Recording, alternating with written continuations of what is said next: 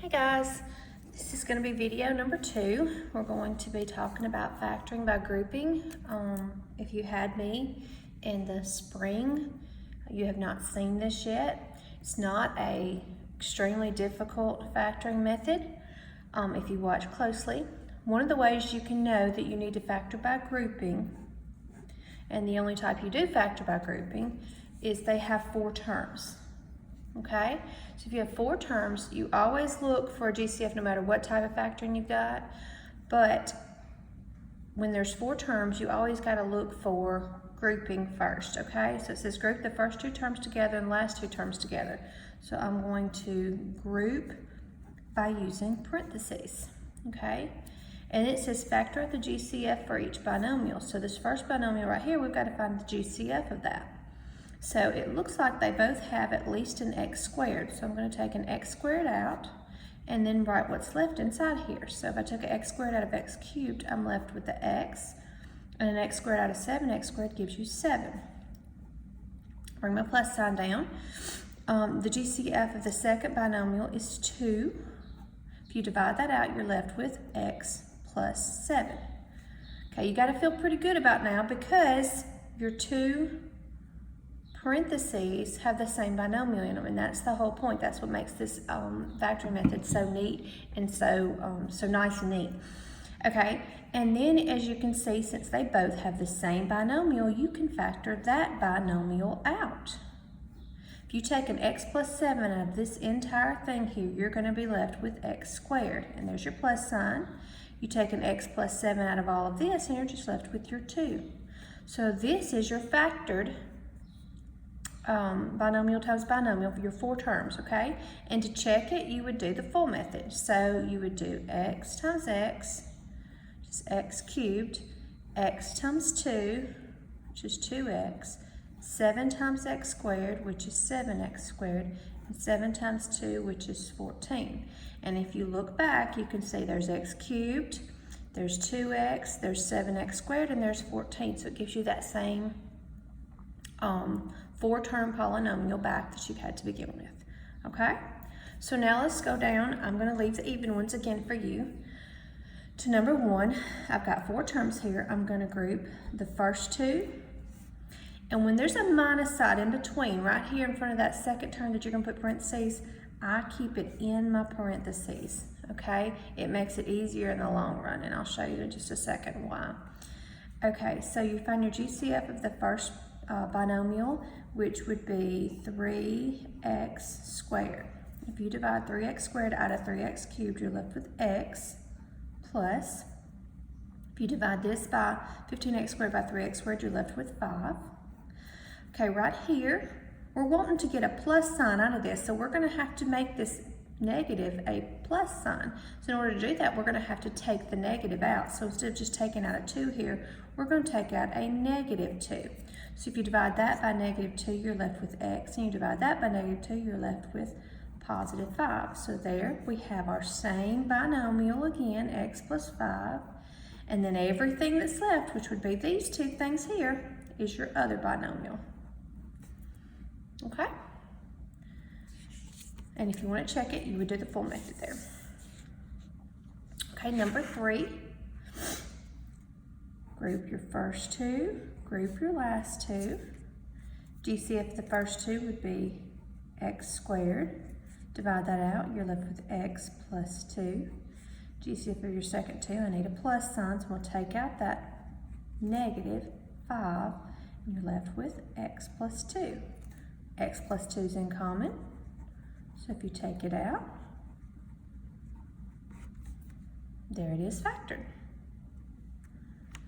And then number 5, group the first 2 and the last 2. GCF of the first 2 is 3y, so you're left with 2y minus 1. GCF of the second 2, you got a minus there, but you had a minus here, so I'm going to take out a positive. Looks like all they have in common is a z. So I take that z out, I'm left with 2y minus 1, which is the binomial is the same again. And you got 3y plus z. All right. the back of that page, number 7. Group the first two, group the last two. GCF of the first two, we have 5x squared. If you take that out, you're left with 2x minus 5. GCF of the second two is 2, and you're left with 2x minus 5. 2x minus 5 is in common, so I take it out, and then you write everything that's left in your other parentheses. Okay, number 9. Got the first two and the last two. GCF of the first two is 3m. Divide 6 by 3, you got 2n minus 3. Okay, I need that middle term here to be minus, and it's plus. And then that one's minus, and it needs to be plus. So we need to take out that negative. So negative 2, divide by negative 2, you're left with 2n minus 3. So we've got 2n minus 3 as our common binomial, and everything that's left would be 3m minus 2. And then number 11, we group our first two and our last two. GCF of the first two would be 4rs. Take 4rs and you're left with just a r, minus 8rs divided by 4rs is 2. Okay, I need this to be a minus sign and that to be a plus sign, so we've got to take out the negative, and we would be left with r minus 2. So our common binomials are minus 2, and what's left is 4rs minus 3. Okay, that is grouping. And you can work that sheet or the odd problems, and you can also do the homework on that one, which is homework 7-2. You don't have to, that's just extra practice. Okay. If you need to pause the video and work on that other for a little while, since that is new to you, then that'd be a great idea. I'm going to go ahead and show you difference of squares, because if you were in my class in the spring, you did see this, so this is not brand new, but I'm going to show it to you again. This shows it going forwards, and then you work on it going backwards. Okay, so if we're doing going forwards, and what that means is when you're multiplying, doing the full method, you'll get this answer over here, and then once we get that answer, we'll learn how to go backwards and get the original problem, okay? So we've got x times x, that's x squared. X times negative 4 is negative 4x. 4 times x is 4x, and 4 times negative 4 is negative 16. Now you'll notice these two middle terms here, they're going to cancel out, and you're just going to be left with x squared minus 16. Okay, right here, 5x times 5x, that's 25x squared. 5x times negative 1 is negative 5x. 1 times 5x is positive 5x. And 1 times negative 1 is negative 1.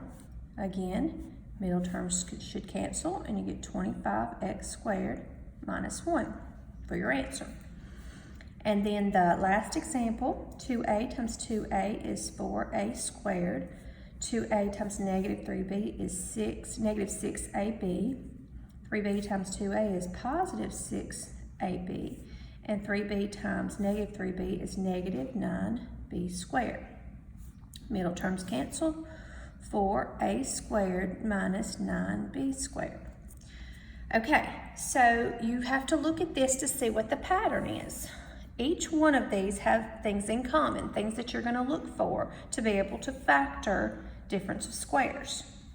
First of all, they all have a minus sign in the middle. You must have a minus sign in the middle for difference of squares. That's why it's called difference of squares. That's minus. And then the squares are going to be on each side of the minus sign. You're going to have perfect squares on each side of the minus sign. You remember, a perfect square is something times itself. We'll give that to you. Okay, so x times x gives me x squared. 4 times 4 gives me 16. Okay, so that's the kind of pattern we're looking for. So let's look at that. I'm going to come back to this page, but on the very next sheet, you're going to see to factor a difference of squares, use the following rule. This is what it looks like. You got a perfect square, a minus sign, and another perfect square. So to factor that, what times itself gives you a squared? That would be a. So a times a. What times itself gives you b squared? That would be b times b. And how do you get a negative? You multiply positive times a negative. So one positive, one negative. And this is the pattern for each one of those, okay? So we need to look at this one and see the same thing. We have a minus sign. We have a perfect square and we have a perfect square. So I'm going to do my two sets of parentheses. What times itself gives me a squared? A times a. That minus sign tells me that signs down here are going to have to be a positive and a negative. You can write negative and positive, that part doesn't matter. And then what times itself gives you 4? That would be 2 and 2. And to check it, now this is the answer, but to check it, you would say a times a, which is a squared. A times negative 2 is negative 2a. Positive 2 times a, which is positive 2a. And positive 2 times negative 2, which is negative 4.